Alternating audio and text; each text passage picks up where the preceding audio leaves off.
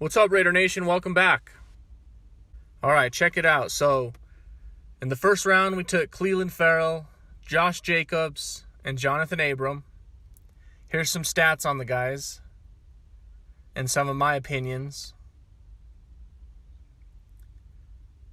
That first conference with them was really eye-opening. It's really good to see them and see them kind of talk, see our trophies there, really have them coming in, and it looks like they're all excited.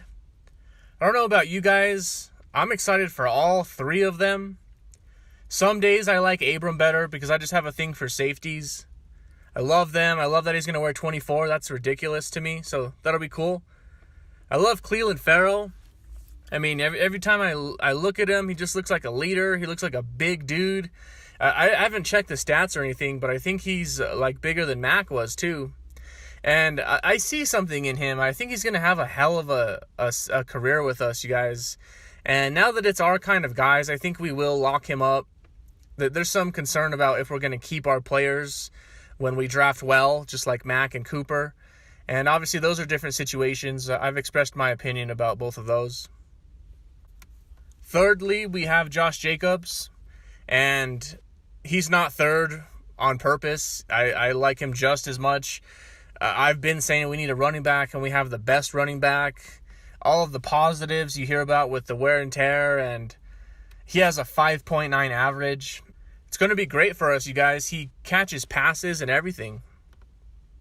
One thing I'd like to add here real quick about Abram is that I really like how tough he is and everything, but if you saw, there's a video of him on the Left Coast show, and they picked out whatever their squad would be for this draft class. And he literally picked himself, Clelin, Josh Jacobs, and Trayvon Mullen all on his all-star team. And obviously not only is that cool, and maybe there's only the top guys to choose from, which is who we drafted. But what's really cool about that, you guys, is it shows that our front office is pretty in gear with things. And what I mean by that is, if the football player who knows the players and sees them on the field and he's the one out there doing it, if he can choose those guys, that tells me that they're probably proven. He's seen something in them, and he's the one who sees them and plays against them. When you have a front office who isn't football guys, then it's more of just an office. In our front office, we have Mayock, the scouting pro, and we have Gruden. We have geniuses in our front office, you guys. So there's so much worry and double thinking our front office. We need to trust in what these guys are doing, because look at who we drafted. And that's the exact team that Jonathan Abram would have drafted. So to me, we have football guys who are choosing these players, not front office bigwig kind of guys. And I love that about the Raiders. I love that we are pure to football, and we're a football team. There's a lot of excitement for just the names that we have in the building, and now we're going to show up, and I love it so much. Here's a look here at the rest of the draft as it played out. In total, we took 9 guys.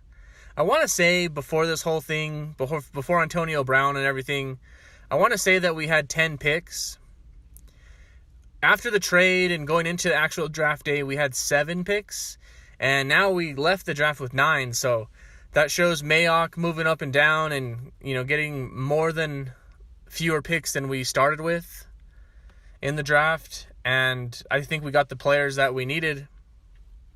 For once, finally, there's a lot of praise for Mayock and the Raiders and Gruden, and I'm seeing the Josh Jacobs story all over the place, and it's really good to see. It's a change of pace. I think somebody said it's been like forever, ever since we've had any kind of good media, ever since Gruden coming over, even before that with the decline of Del Rio and everybody before Gruden came here. Anyway, we're getting off track. Let's look at the offseason calendar. Coming up soon here by the end of the week, it'll be rookie minicamp from May 3rd to May 6th is the first time. And then after that, from May 10th to May 13th. So they'll get a feel for everybody. Everybody's already reporting. They're in their weight room, lifting, probably at this point already kind of getting into the groove of things. After that's OTAs. That'll start May 21st to the 23rd, and then again from May 28th to the 30th, and then again from June 3rd to June 6th. After that, they're going to go to mandatory minicamp. It'll be a nice change of pace to have the whole team there, and I don't think we'll have any kind of standoffs like we've had in the past. And that's never been really a Raider thing to begin with, but the right players need to be paid. And, they don't show up to camp. So we have a mandatory mini camp here. That's June 11th to the 13th. And then the Hall of Fame game is a little while after that on August 1st. So we'll check into stuff a little bit sooner. We got preseason and then the real season going. In the next video here, we're going to bring out the old Excel spreadsheet from last year. And I started a new one for the new season as well. So we'll start taking a look at that. We'll try to predict some schedule, wins and losses, and we'll try to predict some of our rookie stats as well. So thanks for tuning in, guys. See you in the next one.